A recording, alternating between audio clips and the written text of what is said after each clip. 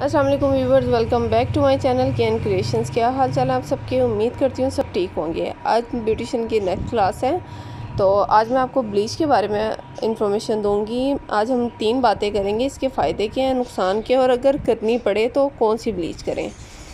तो जल्दी से वीडियो स्टार्ट करते हैं, और साथ साथ मैं आपको ब्लीच करने का तरीका भी बता दूँगी कि कैसे की जाती है। ब्लीच की क्वालिटीज़ अच्छी बुरी सब आप सबसे पहले बात कर लेते हैं कि ब्लीच काम क्या करती है। ब्लीच वाइटनिंग का काम करती है, इंस्टेंट मतलब एक चीज़ का रंग हटा देना। आप कपड़ों में भी देखो, कपड़ों में ब्लीच का इस्तेमाल किया जाता है। स्किन पे भी, स्किन टैनिंग रिमूव करने के लिए, फ्रेकल्स, इन चीज़ों को रिमूव करने के लिए इस्तेमाल की जाती है। बस जो हमारे कपड़ों पे इस्तेमाल होने वाली ब्लीच है उसका फार्मूला और होता है, और जो फेस पर इस्तेमाल होती है उसका फार्मूला और होता है। यहाँ पे मेरे पास कुछ ब्लीच हैं, कुछ साशे में है और 2 पैकिंग बॉक्स में है। मैं आपको डिफरेंस बताती हूँ इन सब में क्या है।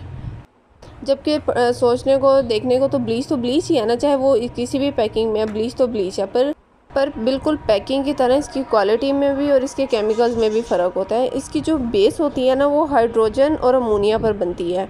मतलब कि जो भी ब्लीच बनेगी उसमें ये 2 इंग्रेडिएंट्स तो मस्ट होते हैं, ऐड होते हैं।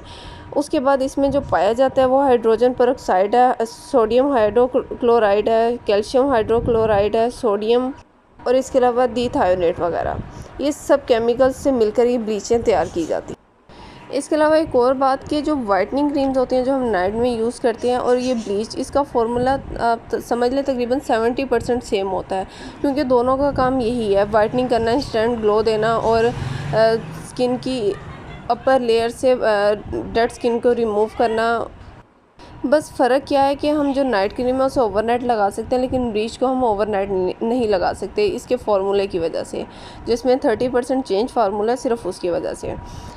बिल्कुल जिस तरह वाइटनिंग क्रीम्स हमारी स्किन को नुकसान पहुंचाती है, ब्लीच भी उसी तरह से नुकसान पहुंचाती है। ब्लीच को बिल्कुल सही वे में यूज़ करने का पर्पज़ अलग वीडियो में होगा। यहाँ पे इसके फ़ायदे, नुकसान, और अगर करनी है तो कौन सी करनी है, सिर्फ ये 3 चीज़ों को मैं क्लियर करूँगी।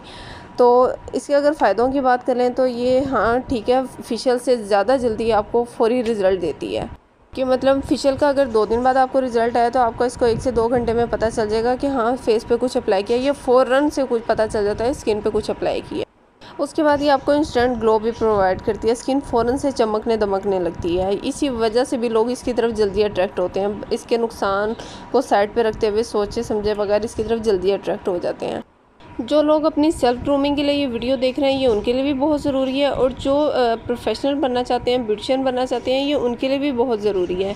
क्योंकि ब्लीच को दोनों तरीके से यूज़ किया जाता है, सैलून पे भी और घर में भी। आपने घर में भी अप्लाई करना है तो भी आपको नॉलेज होना चाहिए कि आप घर बैठे अपनी स्किन ख़राब ना कर लें। और अगर आप सैलून पे भी काम कर रहे हैं तो आपने क्या करना है, कोई ऐसी ब्लीच क्रीम जिससे आपका क्लाइंट की स्किन ख़राब ना हो। यहाँ पे मैं ले रही हूँ ब्लेसो की ब्लीच क्रीम। इसका मैं आपको डेमो देकर बता देती हूँ। जो हमारी साशों में, मतलब कि छोटी पैकिंग में होती है, ये फ़ौरन से आपको इंस्टेंट ग्लो नहीं देंगी। ये सिर्फ़ और सिर्फ स्किन डेड करने का काम करती हैं, इसके अलावा कुछ नहीं करती। आप मार्केट से ब्लीच खरीदते हो तो आपको 2 इसमें पैकेट मिलेंगे। एक होती है जिसे क्रीम बोलते हैं, जो बेस होती है हमारी, के मतलब जिसमें आप सारा मिक्सचर तैयार करते हो।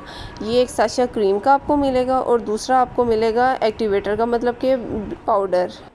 मैं क्या करूँगी, इसको बॉल में निकालूंगी। मैं साथ साथ एप्लीकेशन भी करके दिखा देती हूँ कि इसने कुछ भी मेरी स्किन पे नहीं करना, लेकिन बज़ाहिर तो कुछ नहीं करेगी। वाहिद ब्लेसो क्रीम है, ये बज़ाहिर कुछ नहीं करती, लेकिन स्किन को डेड ज़रूर करती है, जो हमें फ़ौरन से नज़र नहीं आता।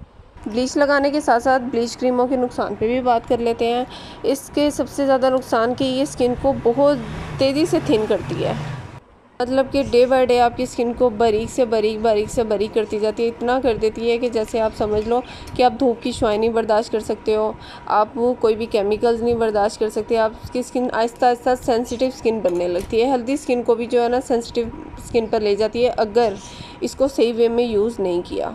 इसके अलावा आपको रैशेस कर सकती है, स्किन पे छोटे छोटे बम्प्स बना सकती है। इसके अलावा एक्ने स्टार्ट हो जाती है स्किन पे, फ़ौरन से फ्रैकल्स हो जाते हैं, ये स्किन बर्न कर जाती है। मतलब ये सारे के सारे साइड इफ़ेक्ट कुछ ना कुछ आपकी स्किन पे हो ही सकते हैं।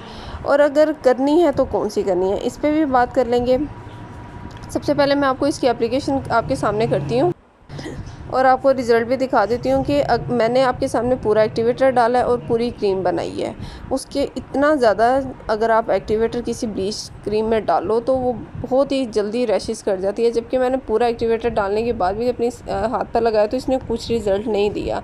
लेकिन लगाने के बाद मुझे काफ़ी टाइम तक अपनी स्किन पे उलझन फ़ील होती रही है कि पता नहीं क्या अप्लाई कर लिया है।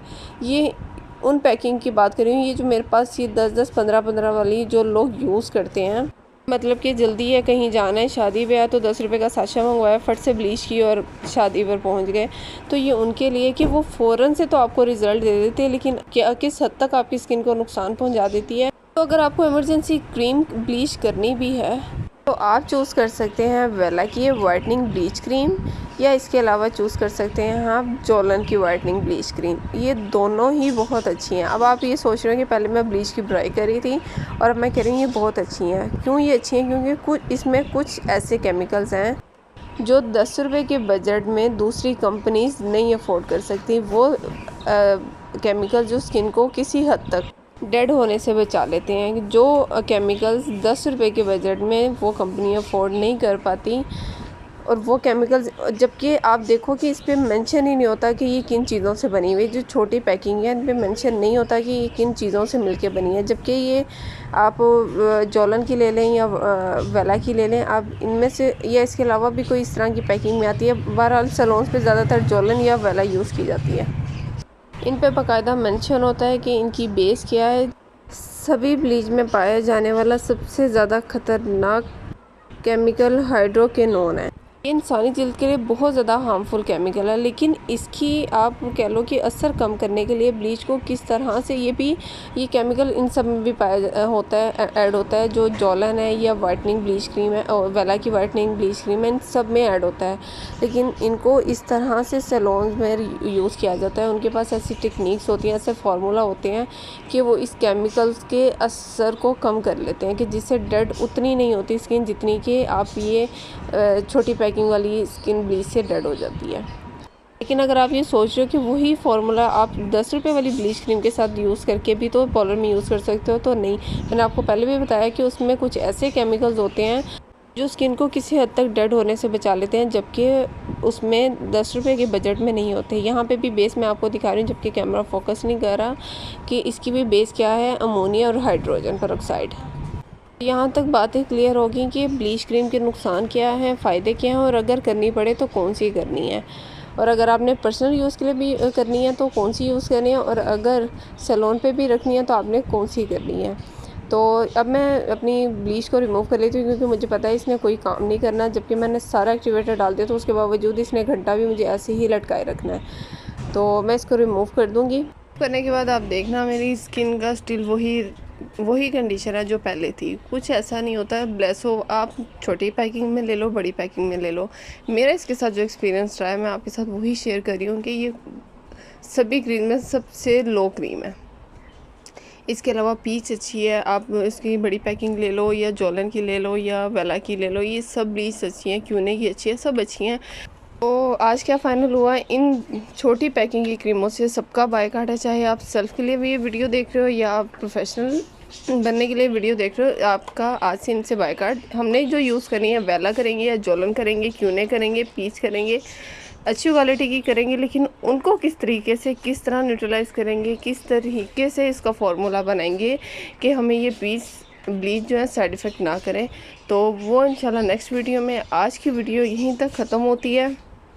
क्लियर हो चुकी है कि इनमें कौन कौन से केमिकल्स हैं, कौन कौन से हमारी स्किन के लिए बहुत ज़्यादा हार्मफुल हैं, और ब्लीच को किस तरह से अप्लाई किया जाता है। जो मेन सिर्फ ब्लीच है, ठीक है, ब्लीच को हम कैसे न्यूट्रलाइज़ करेंगे, क्या, वो सारी वीडियोस आगे। तो आज तक के लिए इतना ही काफ़ी है। मुझे इजाज़त है। वीडियो पसंद आई हो, कुछ इन्फॉर्मेशन मिली हो, वीडियो हेल्पफुल रही हो, किसी नुकसान से बच गए हो, वीडियो लाइक कर देना। मिलेंगे इंशाल्लाह नेक्स्ट क्लास के साथ। तब तक के लिए अपना बहुत सारा ख्याल रखना। अल्लाह हाफिज़।